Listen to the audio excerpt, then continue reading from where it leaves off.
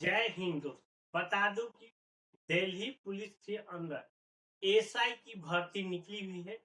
साथ के साथ सेंट्रल आर्म पुलिस फोर्स में भी एसआई की भर्ती निकली।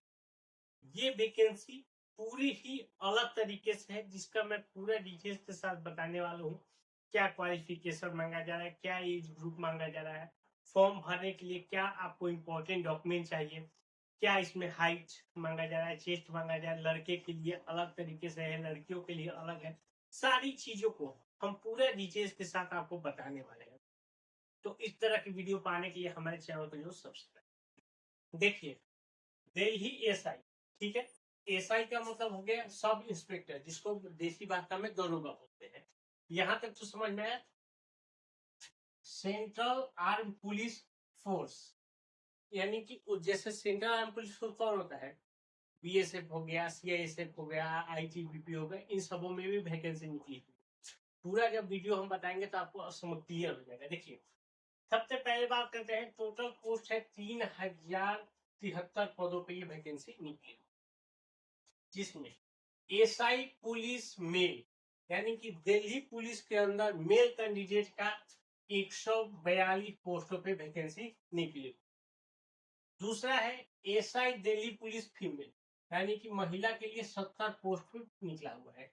ये जो दो हो गया वो आपका दिल्ली एसआई, जिसको बोलते हैं दिल्ली के अंदर जो भी एनसीआर के अंदर दरोगा है, जिसके वर्दी पे 2 स्टार लगा आता है, वही दरोगा होता है, समझिए वही।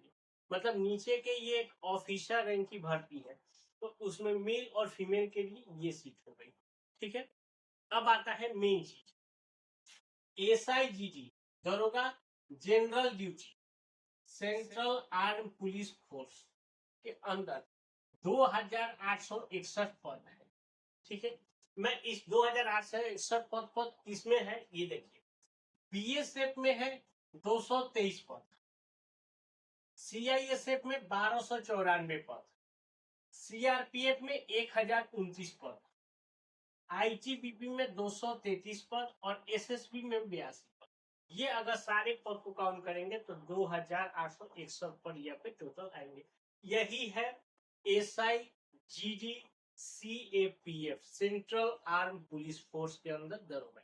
ठीक है, समझ गए कि उसके अंदर आप एक ही बात समझिए कि इसका मतलब कि एक ऑफिसर रैंक का होता है, जिस कंधे पे 2 स्टार लगाता है, वही ये पोस्ट है। ठीक है, बहुत ही बेहतरीन पोस्ट है। बिहार में दरोगा बोलते हैं, सब जगह इसको दरोगा बोलते हैं। तो एसआई मतलब सब इंस्पेक्टर हो। क्वालिफिकेशन आपका ग्रेजुएशन पास मांगा जाए। कोई भी आप ग्रेजुएशन किए हैं, BA BSc BCom engineering medical कुछ भी किए हैं, जो भी आपका ग्रेजुएशन निकले है, ताकि एज की बात करें तो 20 साल से लेके 25 साल एज, 1/8/2025 ऐसी गणना की जा रही है। ये आपका जनरल है। अगर ओबीसी है तो उसको 28 साल तक मिलेगा, और एससी एसटी को 30 साल तक छूट मिलेगा। यानी कि ये आपका age criteria. Date of birth के हिसाब से थोड़ा सा आप समझ लीजिए, क्लियर। 2/8/2000 से लेके 1/8/2005 के बीच में जिसका भी डेट ऑफ है जनरल के लिए वो एलिजिबल है। ओबीसी वाले के लिए आपका हो जाएगा 1997। ठीक है, और एससी एसटी वाले के लिए 1995 हो गया, 2/8/1995। ठीक है। अब मेन चीज है कि चूंकि ये दरोगा है तो सिर्फ सिपाही भर्ती में आपकी हाइट चेस्ट की जरूरत पड़ती है, तो इसमें मेल और फीमेल दोनों के लिए अलग अलग। देखिए, हाइट की बात करें, मेल कैंडिडेट में अगर जनरल हो, एससी हो, जनरल एससी और ओबीसी उसको 170, एसटी जो कैंडिडेट है उसके लिए है 162.5, ये मेल कैंडिडेट। फीमेल में अगर बात करें तो 157 सेंटीमीटर, और एसटी कोई है कैंडिडेट तो 154 सेंटीमीटर ये आपका हाइट मांगा जाता है। चेस्ट की बात करें, जनरल में 80 से 85, एसटी में 77 से 82, और फीमेल में तो चेस्ट की रिक्वायर्ड होती है। यही आपका है। अगर आप यहाँ तक आप अपना हाइट मांग लिए, चेस्ट नाप लिए, समझिए कि आप एक स्टेप क्लियर करते हैं। सिलेक्शन की बात करें, आपका पहले एग्जाम होगा, फिर पीजी पीएचडी होगा, फिर आपका डॉक्यूमेंट वेरिफिकेशन होगा। इन्हीं स्टेज से आपको गुजरना। एग्जाम आपका 2 पेपर। पहला पेपर देखिए, पहला पेपर में आपसे जनरल इंटेलिजेंस और रीजनिंग से 50 क्वेश्चन रहेगा, जीके और जनरल अवेयरनेस से 50 क्वेश्चन रहेगा, क्वांटम एप्टीट्यूड से आपके 50 क्वेश्चन और इंग्लिश कॉम्प्रिहेंशन से 50 क्वेश्चन, यानी कुल मिला के 200 क्वेश्चन रहेंगे। 200 मार्क्स के आपका 2 घंटे का समय रहेगा पेपर 1। इसमें आपका 1/4 आपका निगेटिव मार्किंग रहेगा। ठीक है, जब आप पेपर 1 क्वालिफाई करेंगे तो पेपर 2 में आपसे केवल एक ही चीज पूछा जाएगा, जनरल लैंग्वेज एंड कॉम्प्रिहेंशन, यानी कि 200 मार्क्स का रहेगा, 200 क्वेश्चन रहेगा, 2 घंटा। आपके लिए इस वैकेंसी के लिए आपको इंग्लिश अच्छे से तैयारी करनी पड़ेगी। इतना तो आप मान के लीजिए कि इंग्लिश आपके एक अलग से इंग्लिश का पेपर भी है, तो आपको ये चीज आपको ध्यान से करना।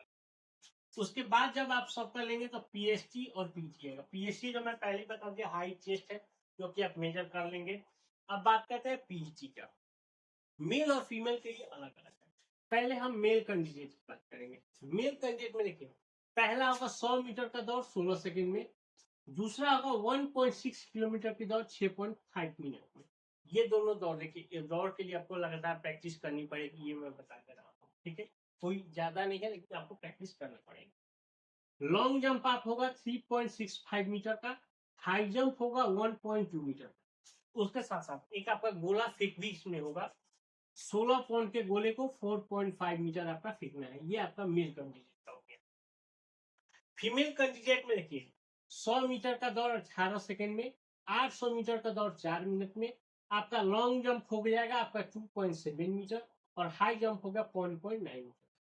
फीमेल के केस में गोला फेंकने का नहीं है, तो आप यही दो चीजें आपका हो गया। सैलरी की बात करें तो आपका देखिए 35,400 से लेके 1,12,400 तक की आपको सैलरी। इसके साथ साथ आपके जो गवर्नमेंट के अलाउंस है सब कुछ मिलेगा ही मिलेगा, वो अलग है। इसका ऑनलाइन बात बता दें, 16/10/2025 तक आप इसका ऑनलाइन कर सकते हैं, यानी ऑनलाइन शुरू हो चुका है। आपके पास और मात्र 15 दिन का समय बचा है, तो उसको जब लास्ट से पहले पहले फॉर्म कर लीजिएगा। फॉर्म का फी है आपका 100 रुपया। जनरल, ईडब्ल्यूएस और ओबीसी को, अगर कोई एससी एसटी और फीमेल है तो उसको 0 रुपए का चार्ज पे करना है, क्योंकि एसएससी का यही रूल्स है। तो एपी भी एसएससी के माध्यम से फॉर्म भरना है। फॉर्म भरने में इंपॉर्टेंट डॉक्यूमेंट जो लगने वाला है वो समझिए। आधार में आपका मोबाइल नंबर लिंक होना चाहिए, ये पहला चीज है। अगर आपका नहीं रहेगा तो भैया समझिए दिक्कत है, जल्द से जल्द उसको करा लीजिए। कास्ट, ओबीसी और ईडब्ल्यूएस ये आपका सेंट्रल लेवल का बना होना चाहिए, क्योंकि जैसे मान लीजिए हर एक स्टेट का एक अपना एनसीएल बनता है, ईडब्ल्यूएस बनता है, तो उसी तरह केंद्र का अलग बनता है, तो आप अपना केंद्र वाला ही इसमें यूज करिएगा।